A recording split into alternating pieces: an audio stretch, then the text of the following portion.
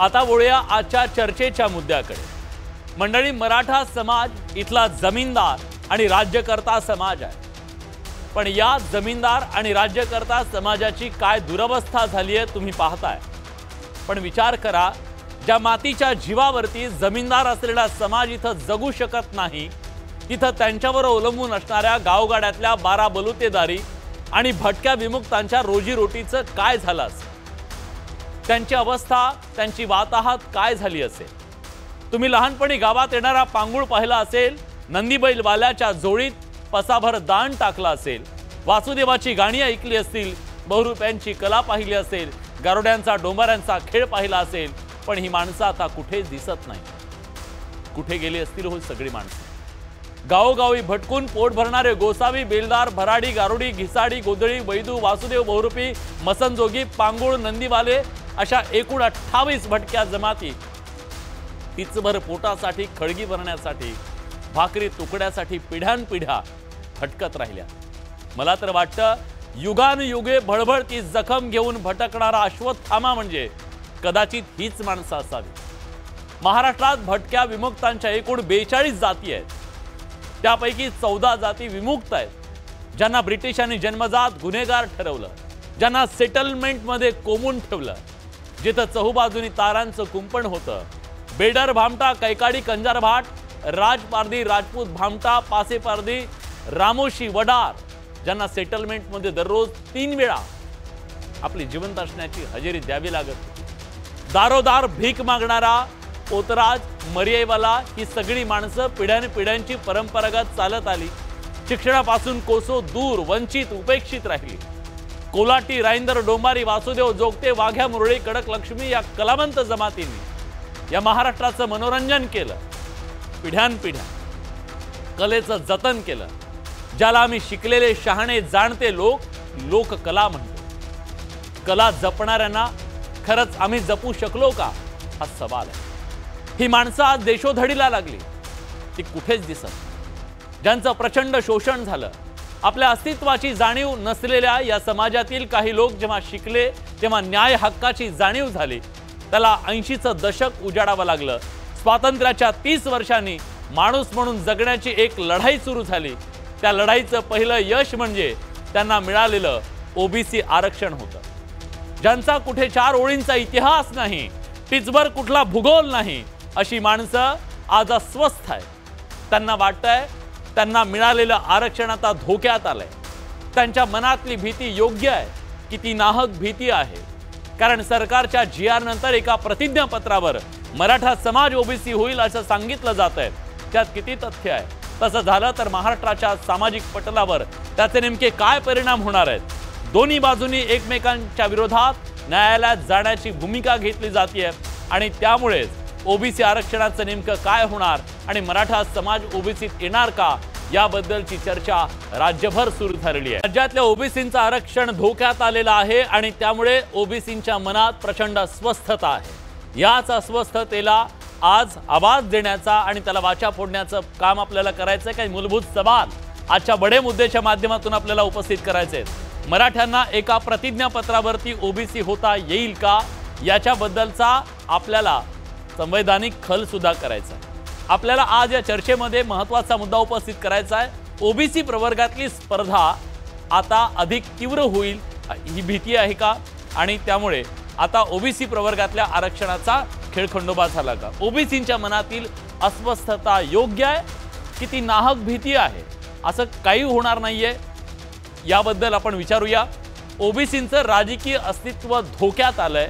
आता यापुढे ओबीसी कुठेही राजकीय दृष्ट्या दिसणार नाही, ही भीती ओबीसींच्या मनात आहे का, आणि त्या भीतीनं घर केलंय का, म्हणून ही अस्वस्थता आहे का?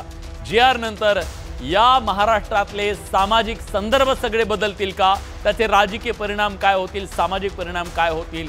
या सगळ्या ज्या जातींबद्दल, भटक्या विमुक्तांच्या बद्दल मी आता तुम्हाला सांगितलं, त्यांचं काय होणार हा सवाल आहे आणि ह्या प्रश्नानं त्यांच्या मनात घर केलेलं आहे। याची चर्चा आज आपल्याला करायची आहे आणि ही चर्चा करण्यासाठी मान्यवर पाहुणे आपल्या सोबत असणार आहेत।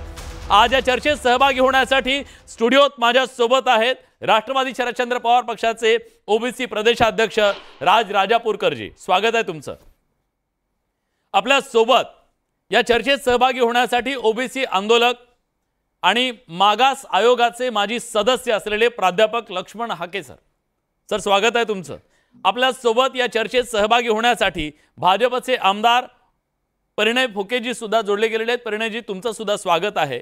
थोड्याच वेळात आपल्या सोबत लेखक अभ्यासक लक्ष्मण माने सर जोडले जातील। आपल्या सोबत मराठा आंदोलक संजय लाखे पाटील जोडले जातील आणि जरांगे पाटील यांचे सहकारी गंगाधर काळकुटे सुद्धा या चर्चेमध्ये सहभागी होणार आहेत। या चर्चेची सुरुवात मी लक्ष्मण हाके तुमच्यापासून करणार आहे।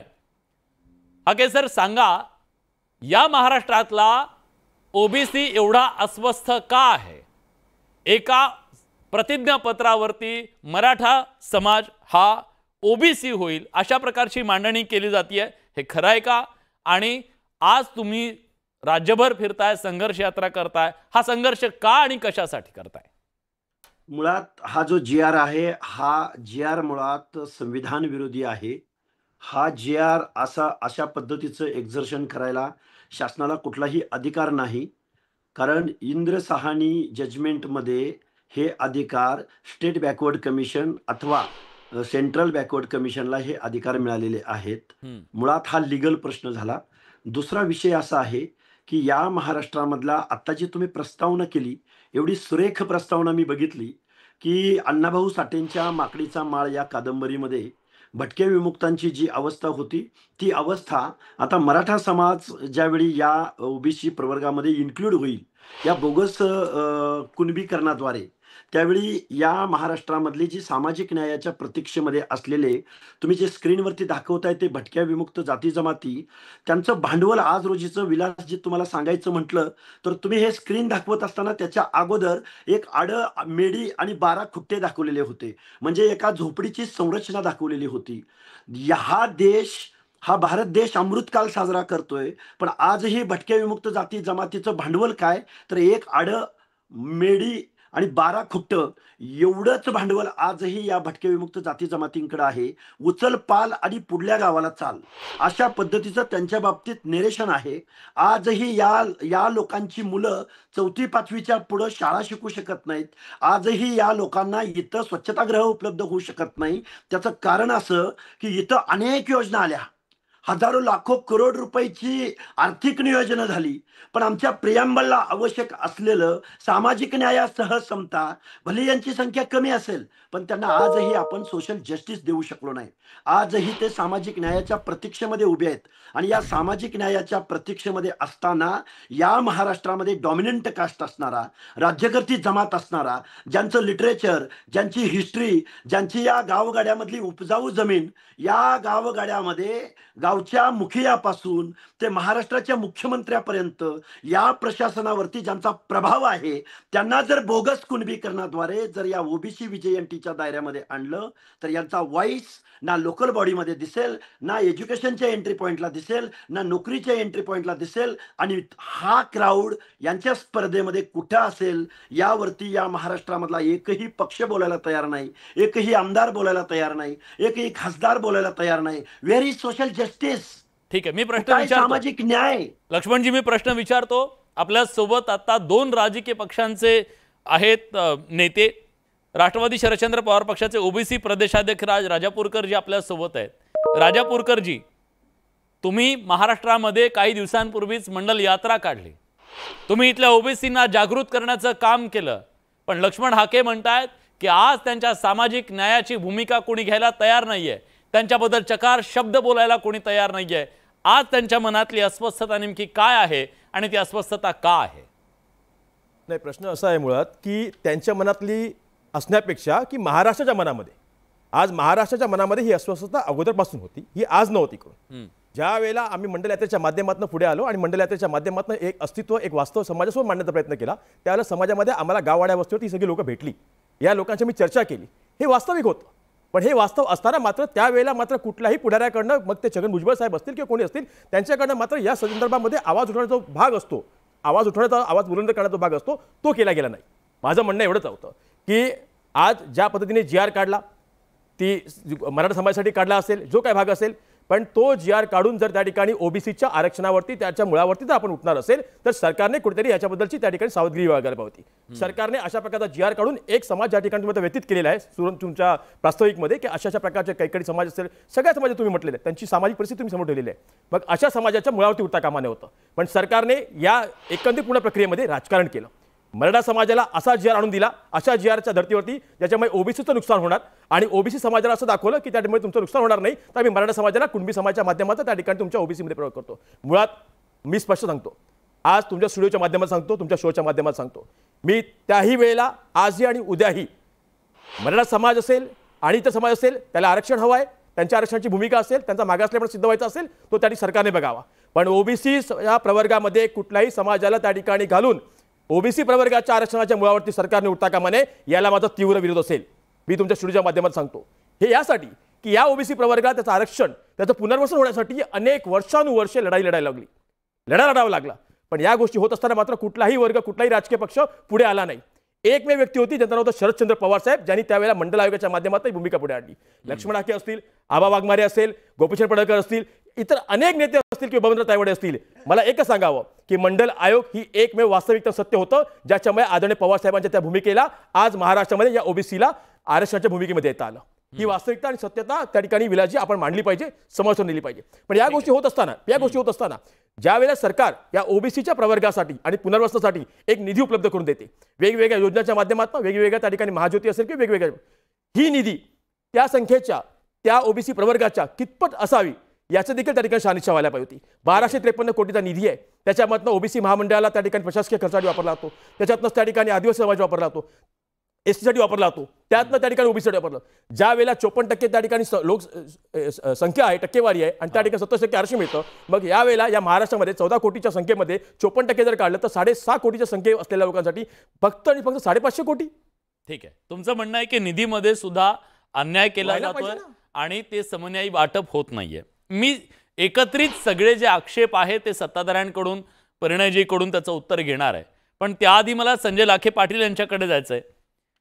पाटील साहेब, ज्या प्रकारची मांडणी केली जाते की आता एका प्रमाणपत्रावर, एका ॲफिडेव्हिटवरती मराठा समाजाला कुणबी होता येणार आहे अशा प्रकारचा हा GR आहे, अशी मांडणी जी केली जाते ती मांडणी योग्य आहे का?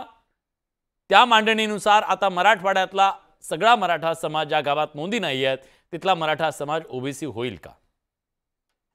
मुळामध्ये विलासजी आपण हे लक्षात घेतलं पाहिजे, 2 सप्टेंबर 2025 रोजी जो काही शासन आदेश या ठिकाणी राधाकृष्ण विखे पाटील जे मराठा आरक्षण विषयक कमिटीचे अध्यक्ष आहेत, ज्यांना इम्पॉवर्ड केलं असं माननीय मुख्यमंत्री म्हणतायत, त्या कमिटीने त्या ठिकाणी दिलेला आहे.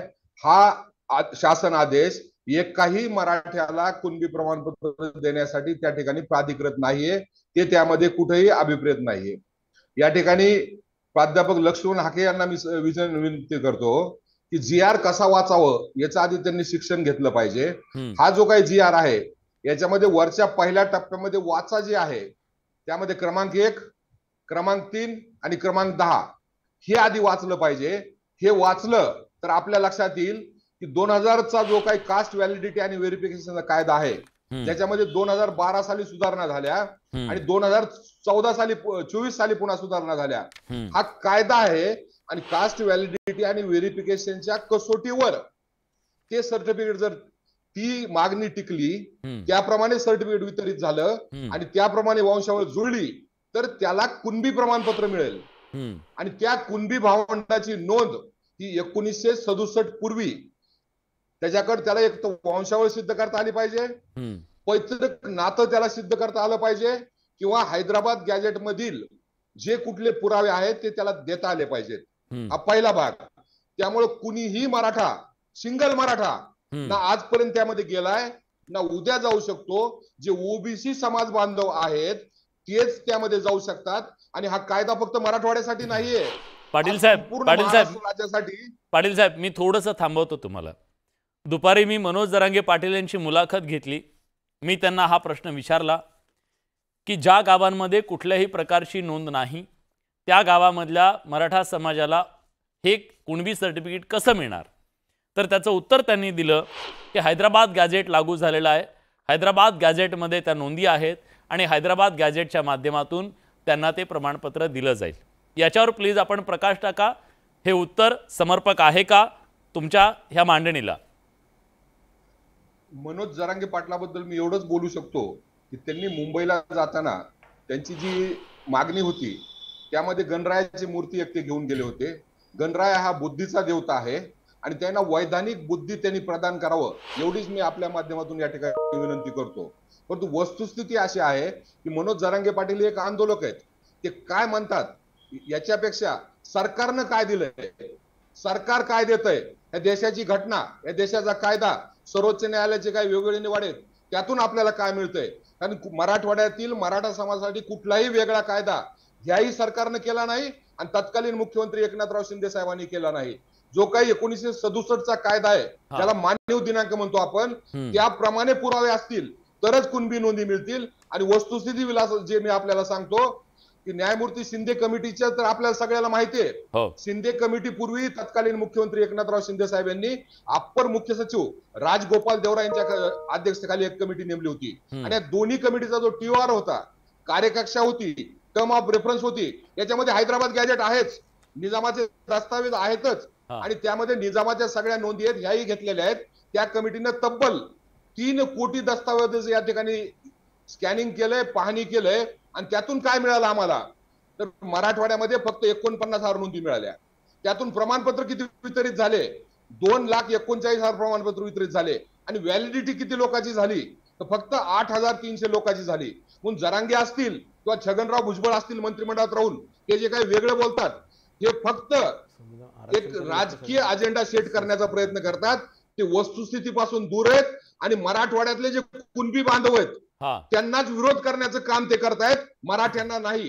कारण राधाकृष्ण विखे पाटलाची जी कमिटी आहे या कमिटीच्या या नवीन शासन आदेशाप्रमाणे किंवा न्यायमूर्ती शिंदे कमिटी प्रमाणे एकही मराठा यात पात्र होत नाही. मी मराठा आहे, माझी वंशावळ कुणब्याबरोबर नाही, माझ्याकडे 1967 पूर्वीचा कसलाही पुरावा नाही. तर माझं आव्हान आहे आपल्या माध्यमातून राधाकृष्ण विखे पाटलाला, मला ते कुणबी प्रमाणपत्र देणार आहेत का? कारण हे समजून घेतलं पाहिजे.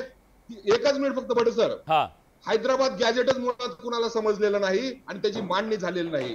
हैदराबाद गॅजेट 1881 जे 83 ला 84 ला आलं, त्यानंतर 1901 ला आलं, 2001 ला आलं, 2011 ला आलं, 2021 ला आलं आणि 2031 ला शेवटचं त्याच्यामध्ये कास्ट सेन्सस आहे.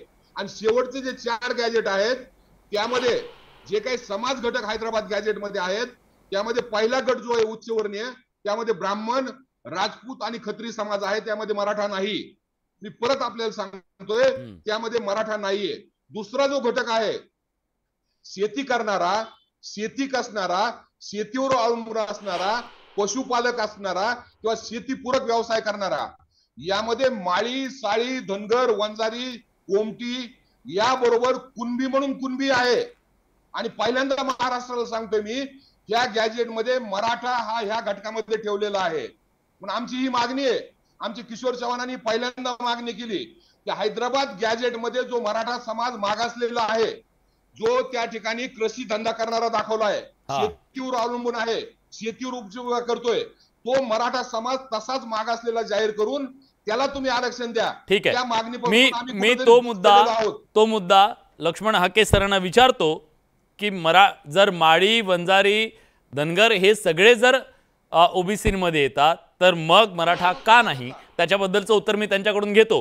पण मला या चर्चेमध्ये लक्ष्मण माने सरांना आता इंट्रोड्यूस करायचं आहे. माने सर, स्वागत आहे तुमचं. माने सर, एक प्रचंड मोठी अस्वस्थता राज्यातल्या ओबीसी भटक्या विमुक्त समाजामध्ये आहे. कारण मांडणी केली जाते की एक प्रतिज्ञापत्र दिल्यानंतर तुम्ही ओबीसीमध्ये येऊ शकता, मराठा समाज येईल आणि त्यामुळे ही अस्वस्थता आहे. ही अस्वस्थता योग्य आहे की ती जी भीती आहे ती नाहक भीती आहे तुम्ही, आणि या सगळ्याचे सामाजिक परिणाम काय होतील महाराष्ट्रावर?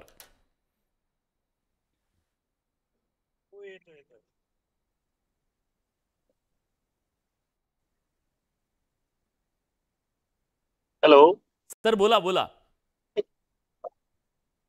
हा थांबवतोय, हा थांबवतो, गाडी थांब.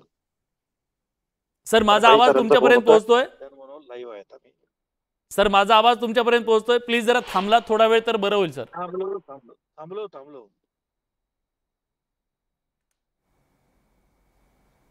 हा सर माझा आवाज येतोय तुम्हाला? येतोय. हा सर माझा प्रश्न तुमच्यापर्यंत पोहोचला की नाही की परत विचारू? परत विचारा. प्रश्न हा आहे, आज राज्यातल्या ओबीसीमध्ये प्रचंड अस्वस्थता आहे, एक प्रकारची भीती आहे आपल्या आरक्षणाचं काय होणार. ही भीती खरी आहे की नाहक भीती आहे आणि तुम्हाला काय वाटतं ओबीसी आरक्षणाचं पुढे काय होईल आता? खरं म्हटलं तर मी या मोठ्या लोकांच्या भांडणात पडायचं नाही असं ठरवलेलं आहे. कारण हे सगळे इतके मोठे लोक आहेत की जो न्याय ते वरच्यांना नेहमी मागतात तो न्याय ते खालच्यांना देत नाहीत. आणि जे लोक खालच्यांना न्याय देत नाहीत ते सामाजिक न्यायाच्या गोष्टी बोलतात. ओबीसी समाज अस्वस्थ आहे, वादच नाही. त्यांना त्यांच्या सवलतींमध्ये मराठ्यांना आणून बसवणं हा त्यांच्यावर अन्याय आहे, हेही तितकंच खरं आहे. पण भटक्या विमुक्तांना ओबीसीमध्ये घालणं हाही तितकाच भटक्या विमुक्तांवर अन्याय आहे. त्यांच्यासाठी कधी ओबीसीचे नेते बोलत नाहीत. म्हणजे मराठ्यांनी यांच्या ताटात बसू नये हे बरोबर आहे, पण हे आमच्या ताटातलं खात आहेत याच्याबद्दल ते काय बोलत नाही. त्याचं मला दुःख आहे. म्हणजे मला ओबीसीच्या सवलतींना माझा विरोध तर नाहीच आहे, माझा पाठिंबाच आहे. पण माझं म्हणणं एवढंच आहे की त्यांनी अस्वस्थ व्हावं आणि रस्त्यावरती यावं आणि मराठ्यांना नाही म्हणून सांगता आलं पाहिजे ना. जरांगेंनी जर मोठी ताकद दाखवली, ओबीसीने पण मोठी ताकद दाखवली, ताकदीला सरकार भीतय. आमच्या सरकारला कशाला भीतय? सरकार जर ताकदीला भीत असेल तर ओबीसींनी रस्त्यावरती आलं पाहिजे आणि आपल्या हक्क अधिकारांच्यासाठी लढलं पाहिजे. या लढाईमध्ये त्यांना आमचा पाठिंबा आहे. जरी त्यांनी आमचं शोषण केलं असलं तरी सुद्धा आमचा त्यांना पाठिंबा आहे. कारण आम्ही शाहू फुले आंबेडकरवाले आहोत. आम्ही कोणाच्या रिझर्वेशनला विरोध करत नाही. मराठ्यांच्या सुद्धा रिझर्वेशनला आमचा विरोध नाही. फक्त मराठ्यांना यांच्यातल्या सवलती काढून देणं हे मला पटलेलं नाही. मराठ्यांना स्वतंत्रपणे 50% मर्यादा ओलांडून त्यांना जागा दिल्या पाहिजेत, तर हे भांडण मिटू शकतं. एरवी हे भांडण मिटणार नाही, उलट हे भांडण वाढत जाईल आणि महाराष्ट्र अगदी जातींनी होरबाळून जाईल. तर याला काही अर्थ नाही. हा जी.आर जो आहे त्याला काही अर्थ नाही. फडणवीसांनी जे काही करायचं ते केलेलं आहे. ते नाना फडणवीसांचेच वारसदार असल्यामुळे ते तसंच करतील. त्यापेक्षा मला काही वेगळं त्यांच्याकडनं अपेक्षा नाही.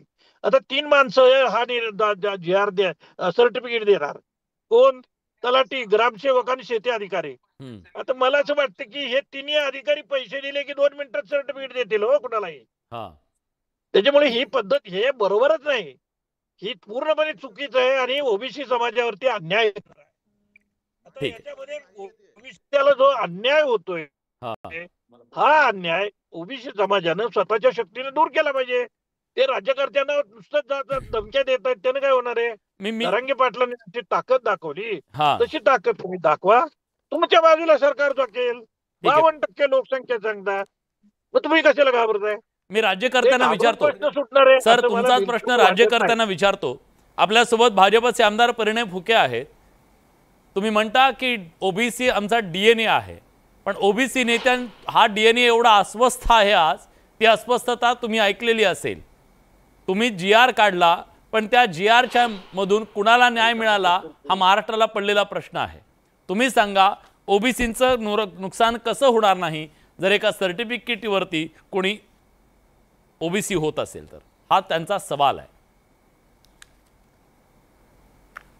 बघा असं आहे की ज्या प्रकारे बाकी लोक आणि अनेक ओबीसी नेते या संदर्भात वक्तव्य करतात आहे, कुठेतरी मला असं वाटतं की यांचा या जी.आरच्या संदर्भातला अभ्यास कमी आहे आणि अनावश्यक विनाकारण कुठेतरी हे संभ्रम निर्माण करत आहे. एक नाहक भीती ओबीसी समाजामध्ये हे पसरवण्याचं काम करतात आहे. भ्रमित हे ओबीसी समाजाला करण्याचा प्रयत्न करतात आहे. एक असं आहे की या जी.आरमध्ये जो 2 सप्टेंबर 2025चा जो जी.आर आहे याच्यामध्ये मराठ्यांना सरसकट आरक्षण देण्याच्या संदर्भातलं जे रंग पाटलांचा आधीची मागणी होती त्यापैकी कुठेच नाही आहे.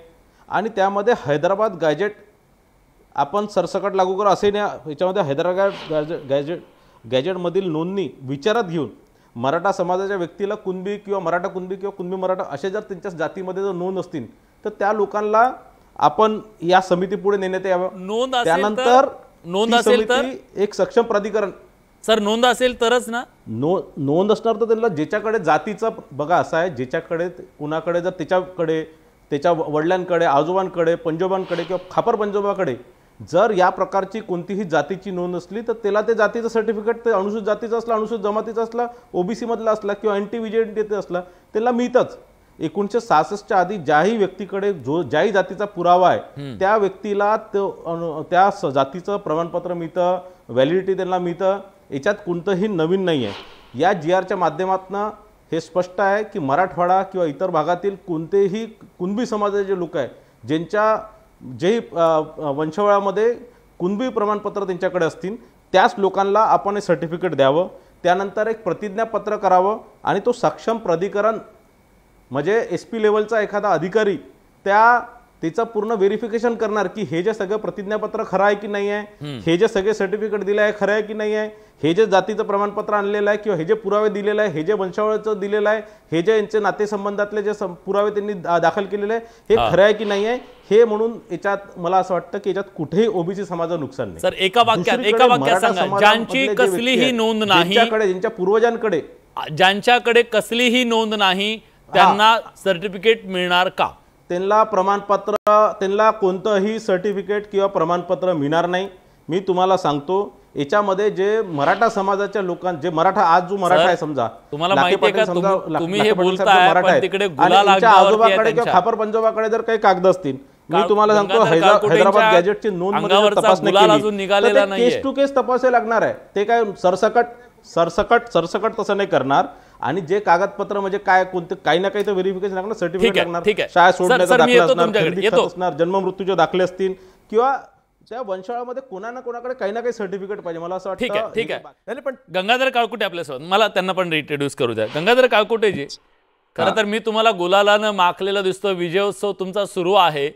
पण आता सत्ताधाऱ्यांनी ज्यांनी तुम्हाला आता GR हातात दिलाय स्पष्ट शब्दात ते सांगतायत, राज्याच्या मुख्यमंत्र्यांनी पण सांगितलं ज्यांची नोंद नाही त्यांना सर्टिफिकेट नाही. मग ह्या गुलालाचं करायचं काय?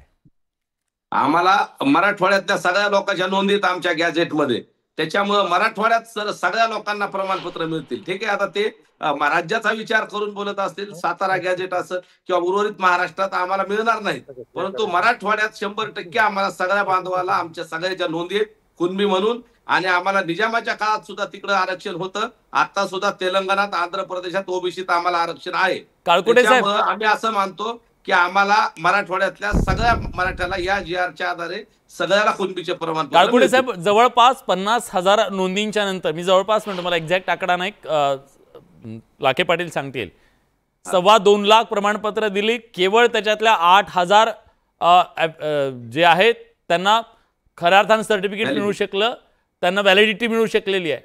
आता या परिस्थितीमध्ये कसं होणार? ही व्हॅलिडिटी कशी मिळणार? नोंद आहे ती संख्यात्मक आहे, ती व्यक्तीची नोंद नाहीये, आणि म्हणून त्याच्याबद्दलचा आक्षेप आहे की संख्यात्मक नोंदीच्या आधारे कसं काय मिळणार ते?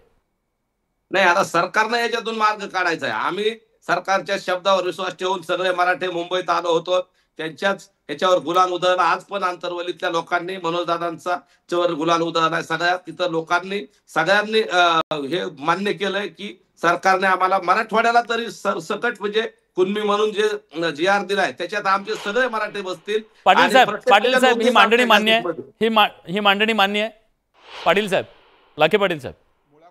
मुळामध्ये सरकारनं जो काही हा शासन आदेश काढलेला आहे, आमदार परिणय फुकेजींनी जे सांगितलं ते 100% सत्य आहे.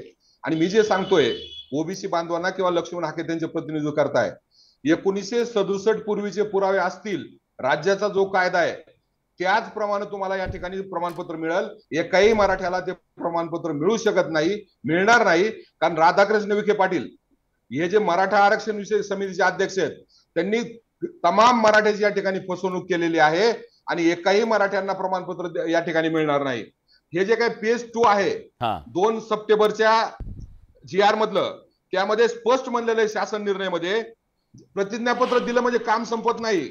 विलासजी, प्रतिज्ञापत्र जे आहे ना, लक्ष्मण माने सर बद्दल मला प्रचंड आदर आहे, पण त्यांनी कदाचित हे वाचलं नसावं.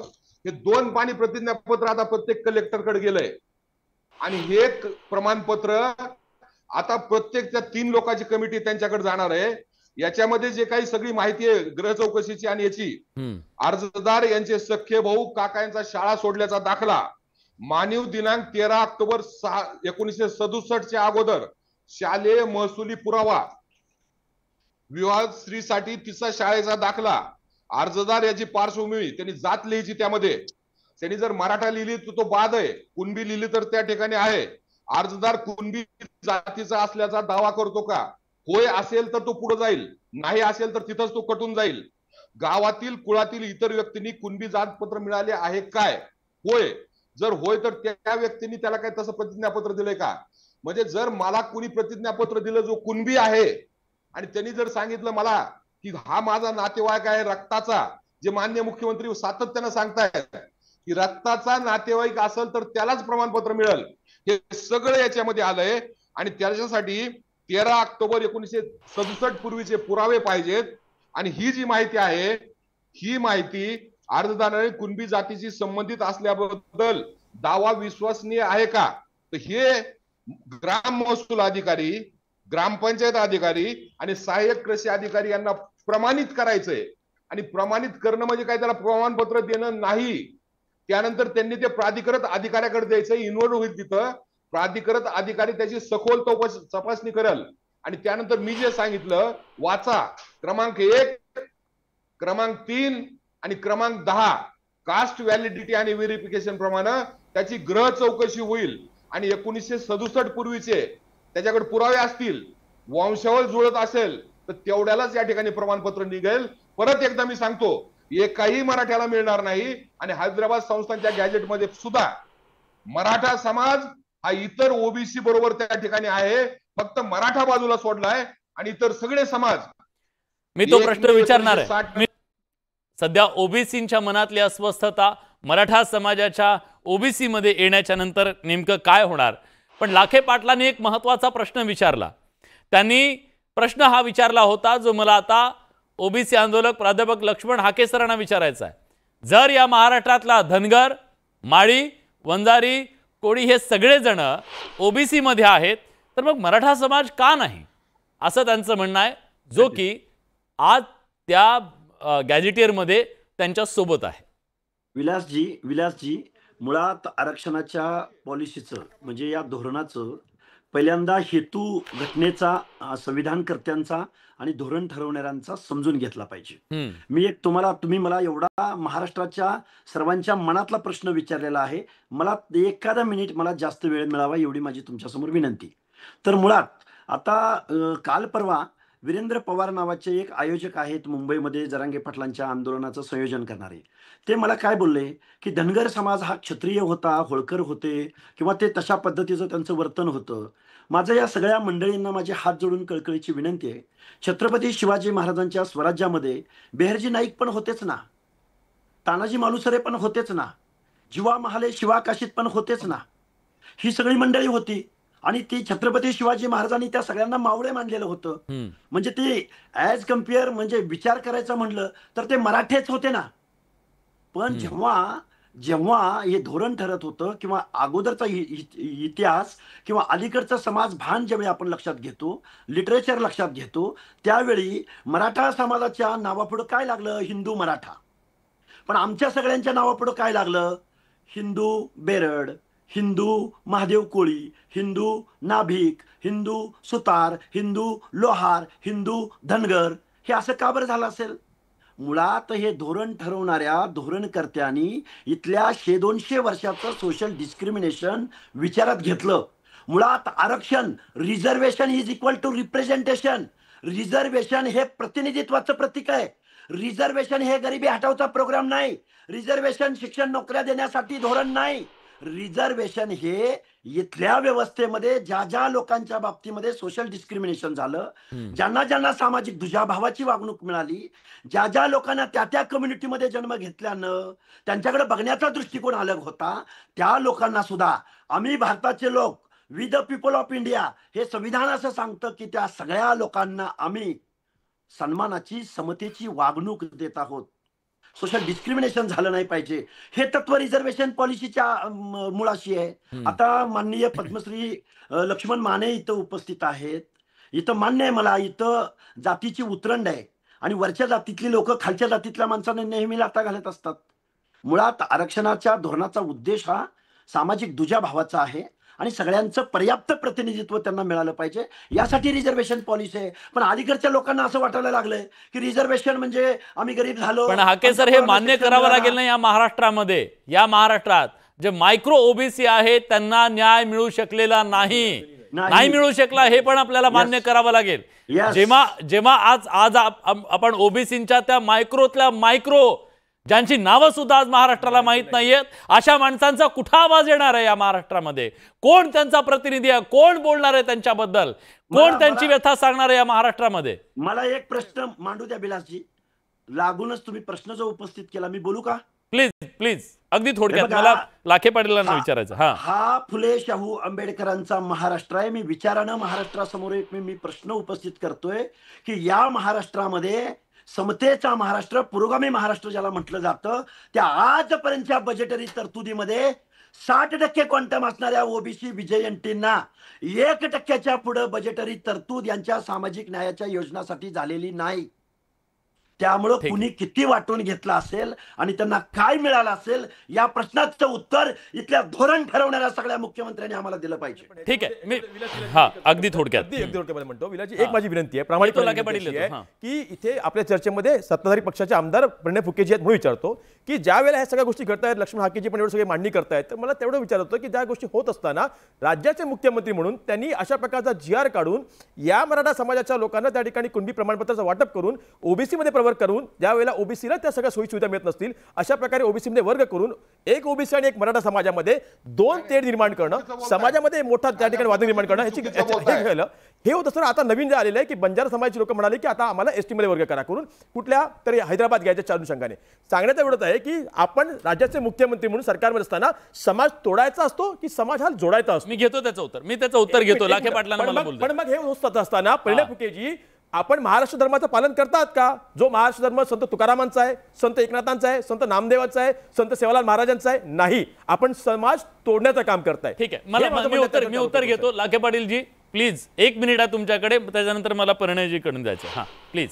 राजापूरकरजी, तुम्ही महाराष्ट्र धर्माचं पालन करताय का म्हणून बोलता. मी या ठिकाणी तुम्हाला विचारतोय की मराठी भाषिक महाराष्ट्राचं तुम्ही पालन करताय का राज्यकर्ते? महाराष्ट्राचं फॉर्मेशन जे आहे त्याचं आपण पालन करतोय का? हा या ठिकाणी मूळ प्रश्न आहे. धर्म असावा, मूळ प्रश्न जाण असली पाहिजे. लक्षात ठेवा तुम्ही. त्यांचं म्हणणं आता वेळ कमी आपल्याकडे. आमदार परिणय फुकेजी या ठिकाणी प्रतिनिधित्व करतात विदर्भाचं. 1 मे 1960 ला ज्यावेळेस महाराष्ट्र मराठी भाषिक म्हणून एकत्र आलं, त्यावेळेस विदर्भ नागपूर कराराने त्यामध्ये आला. आम्ही विनाट महाराष्ट्रामध्ये आलो. त्यापूर्वी आमची परिस्थिती काय होती? 1313 साली देवगिरीचा किल्ला पडला आणि तो मुस्लिम राज्यकर्त्याच्या ताब्यात गेला. 1313 पासून 17 सप्टेंबर जो आता येणार आहे 1948 पर्यंत आम्ही मुस्लिम राज्यकर्त्यामध्ये होतो. आम्हाला भाषेचं स्वातंत्र्य नव्हतं, आम्हाला आर्थिक स्वातंत्र्य नव्हतं, आम्हाला सामाजिक स्वातंत्र्य नव्हतं, आम्हाला नोकरीचं स्वातंत्र्य नव्हतं. 650 वर्ष आम्ही निजाम स्टेटमध्ये ह्या पद्धतीने काढले आहेत आणि त्यानंतर मोठ्या भावाचा विश्वास ठेवून आम्ही महाराष्ट्रामध्ये आलो. यशवंतराव चव्हाण साहेब असतील किंवा नागपूर करारातले त्यामध्ये जे काही होते ते तर दोघे एकमेकांबरोबर करार करून आले.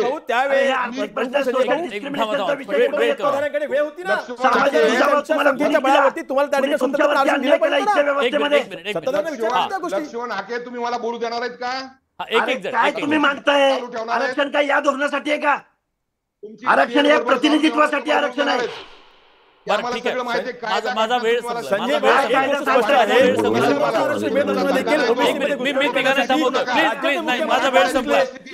संपला.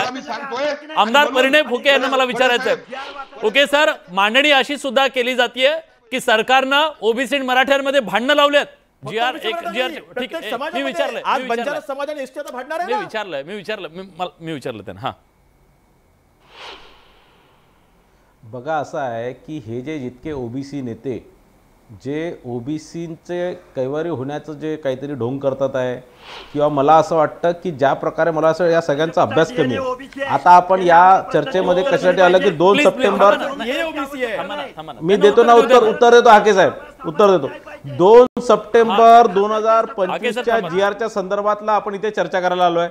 आता त्या मराठी भाषिक काय 1 मे 1960 काय झालं आणि मराठ्यांची आत्मस्थिती काय आहे, तर मी तुम्हाला सांगतो की ज्या प्रकारे लक्ष्मण हाके सरांनी ज्या प्रकारे सांगितलं की ज्या प्रकारे यांनी सांगितलं की बाबा हे जे आरक्षण जे दिलं गेलं हे कुणाला नोकरी लावण्याकरता किंवा कुणाला गरिबीतनं श्रीमंतीकडे आणण्याकरता याच्याकरता नाही, हे रिझर्वेशन हे रिप्रेझेंटेशनसाठी आहे, कुणालाही मोठं करण्याकरता किंवा छोटा करण्या. सोशल डिस्क्रिमिनेशन जे झालं होतं त्याला कुठेतरी सगळ्यांना समान न्याय मिळाला पाहिजे, समता बंधुत्व वाढली पाहिजे आणि सगळे समान झाले पाहिजे, म्हणून हे सगळं आरक्षण सगळ्या जातींना मिळालेलं आहे.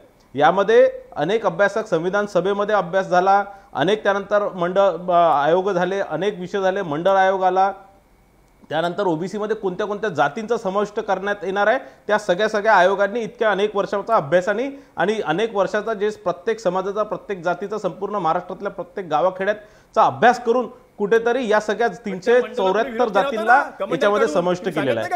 आता तुमच्या नेत्यांनी भाजपची सरकार होती ज्यावेळेस मंडल आयोग लागू केला त्यावेळेस भाजप समर्थित सरकार होती. कुठे कमंडल फुमंडल तुम्ही आपलं आणून राहिले. मी तुम्हाला सांगतो ज्यावेळेस मंडल 1947 पासून 2014 पर्यंत तुमची सगळी सरकार होती, महाविकास आघाडीचे सगळे लोक होते, कुणावर काय न्याय केला.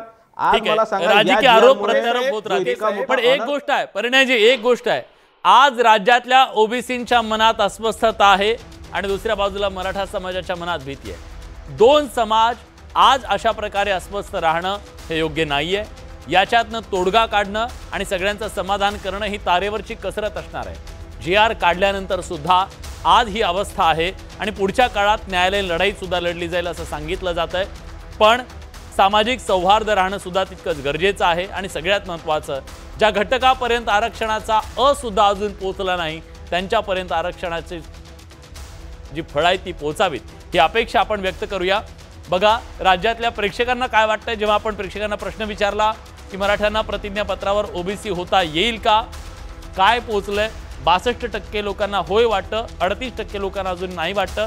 त्यामुळे नेमकं काय होणार आहे हे पाहण्यासाठी पुढचे काही दिवस तरी आपल्याला वाट पाहावी लागेल. जोपर्यंत कुठलीही नोंद नसलेल्या व्यक्तीला प्रमाणपत्र मिळेल तेव्हाच असं म्हणता येईल की हो प्रतिज्ञापत्राच्या आधारावरती जातीचं प्रमाणपत्र मिळतंय. आज या चर्चेत आपण सगळेजण आलात, आपली भूमिका मांडली, त्याबद्दल सगळ्यांचे मनापासून आभार. बडे मुद्देच्या आजच्या चर्चेत आपण इथेच थांबतोय. धन्यवाद.